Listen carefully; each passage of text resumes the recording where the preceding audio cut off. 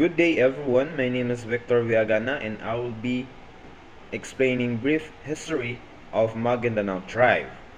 The Maguidanao people are an ethno-linguistic group from the southern Philippines, primarily residing in the province of Maguindanao, Sultan Kudarat, and part of Lanao del Sur in North Lobato. They are part of the largest Moro ethnic group, which include various Muslim communities in the southern Philippines. The Maguindanao have a rich history and cultural heritage that dates back to the Sultanate of Maguindanao, a Muslim kingdom that flourished from the 15th century until the Spanish colonization in the 19th century. The Sultanate was known for its powerful leadership, trade networks, and resistance of foreign invaders. During the Spanish era, the Maguindanao and other Moran groups presently resistant colonization, maintaining their Islamic faith and cultural identity. The region eventually became part of the large Moro insurgency during the 20th century, as this community continued to fight for autonomy and self-determination against the Philippine government. Today, the Maguindanao people continue to preserve their tradition and cultural practices despite the modern challenges they face.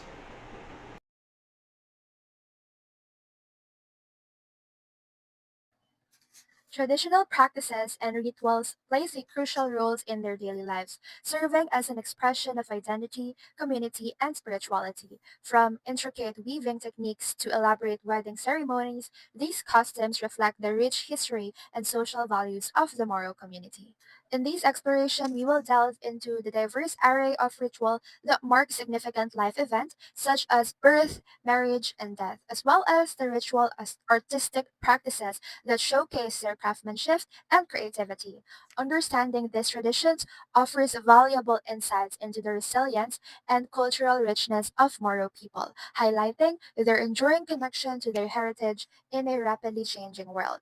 Cultural identity, their music and dance. The Moro people often perform traditional dances like Singkil, which narrates the epic tale of Princess Gandingan and her suitors. The dance is accompanied by kulintang music played on a set of gongs, showcasing their rich musical heritage. Traditional practices. Examples are kawayan or the bamboo craft. The Moro community excels in creating intricate bamboo furniture such as chairs, tables, and as well as decorative items like woven baskets and mats. These crafts are not only functional but also reflect their artistic skills passed down through generations and generations. And the other example is weaving. The production of malong involves traditional weaving techniques that feature colorful patterns and motifs. Each design often holds specific meanings related to the weaver's community and cultural identity.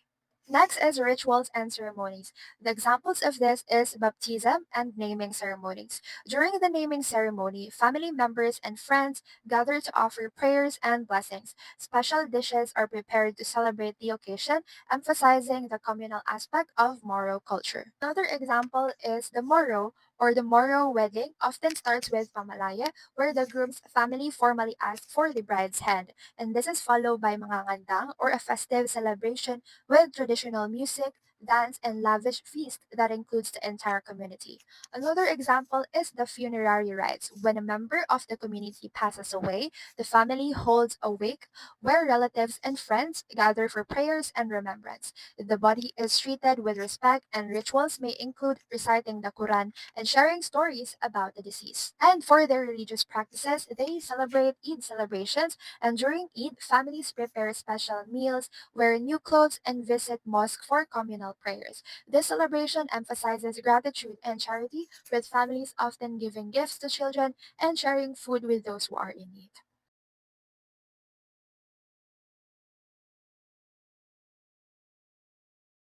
Hi guys, my name is Anna Lumay Talo. So for today, we're going to discuss the Maguindanao peoples, their oral tradition and storytellings. So Maguindanao people are rich and essential components of their cultural legacy. So number one, their ritual and ceremonies. So Stories are frequently used into ceremonies and rituals, and also strengthening ties within the community and preserving traditional custom. And the second one, which is their cultural identity. So, through the transmission of information, history, and cultural customs from one generation to the next, storytelling helps to prevent the Maguindanao name. And the third one, which is their songs and chants. So, meaning to say, music frequently accompanies oral tradition with song and chant, being essentials to storytellings. So, this can be carried out at festivals, ceremonies, and other gathering of the community. So last one, which is their community engagement. So meaning to say, generally speaking, oral storytelling is a group activity that helps participants feel united and at home. And also listeners are frequently urged to interact with the narrative through interactive component. So overall, all things considered, the Maguindanao people's oral tradition and storytelling represent their diverse cultural fabric and are an essential part of their heritage preservation as well as a source of amusement. So hi, good morning. My name is Antonio Pendang. So today I will be discuss the traditional clothing and adornments of the Maguindanao. Okay, first the malong. Malong is a traditional Filipino bangsamoro, rectangular or tube-like quarter-pound skirt. Is one of the most well-known and widely used textiles produced by the weavers of the Mindanao. The malong is a large wrap around tubular garments measuring at least 165 by 165 centimeter. It is usually made of cotton with simple plaits and stripes as a preferred patterns, while the modern malong are made of the cotton and latex threads. Okay, the malong is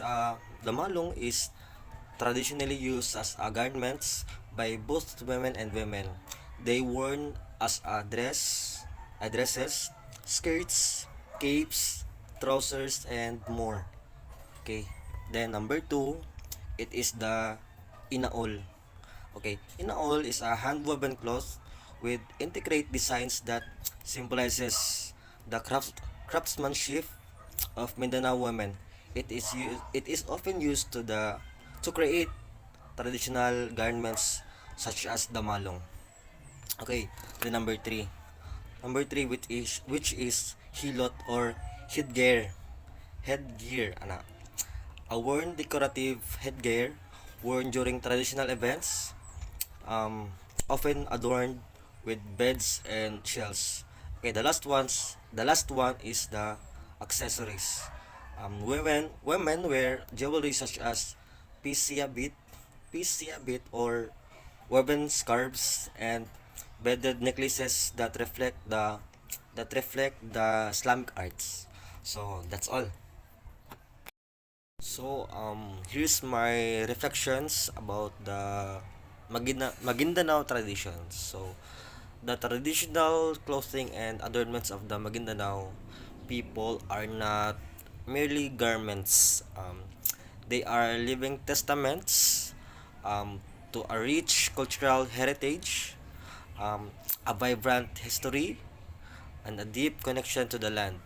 Every intricate weave, every shimmering bed, every symbolic design tells a story, carrying the weight of generations and whispering tales of resilience, artistry, and faith.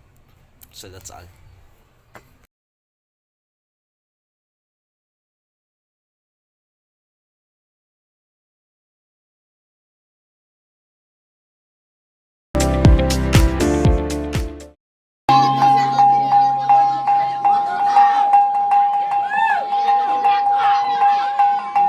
Ang pag-agong sa Maguindanao ay tumutukoy sa ritual o seremonya na ginagawa bilang paggunita o pag-alala sa mga namatay na kamag-anak o mahal sa buhay. Sa seremonyang ito ay karaniwang may kasamang pag-awit, pagdarasal at pagluluto ng mga espesyal na pagkain na naihain bilang alay.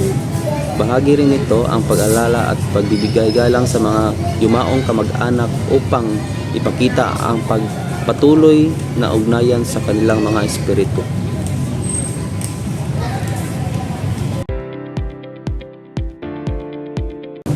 One of the most prominent myths in Mindanao folklore is the story of Indavarapatra and Sulaiman, two brothers who embark on a perilous quest to rid Mindanao of the mysterious creatures that have ravaged the land. It is a traditionally story passed down orally, featuring heroic figures, supernatural elements, and moral lessons.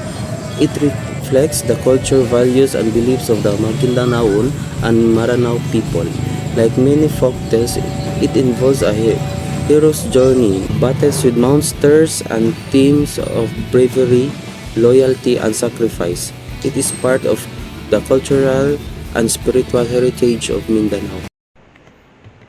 Good evening, everyone. My name is Victor Viagana, and I will be discussing Maguidanao knowledge related to agriculture, environment, and medical plants. The Maguidanao have cultivated knowledge in agriculture, environmental management, and medical plants.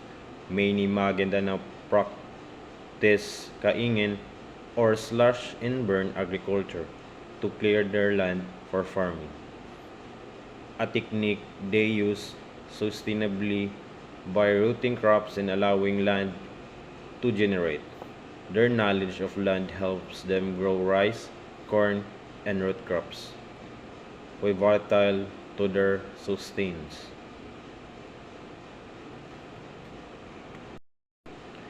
In terms of medical knowledge, the Maguindanao utilize various plants for health and wellness, using herbs like tawa-tawa for treating fever and kalampisaw for wound healing.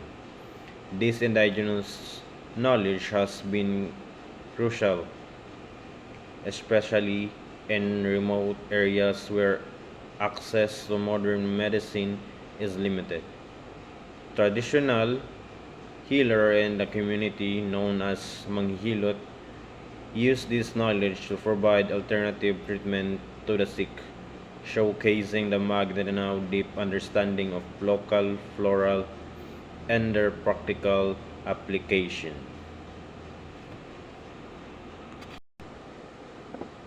In overall conclusion, this element of Maguindanao culture showcase their deep-rooted traditions, skills, and spiritual allow of which continue to shape their identity and contribute to the Philippine diverse cultural heritage.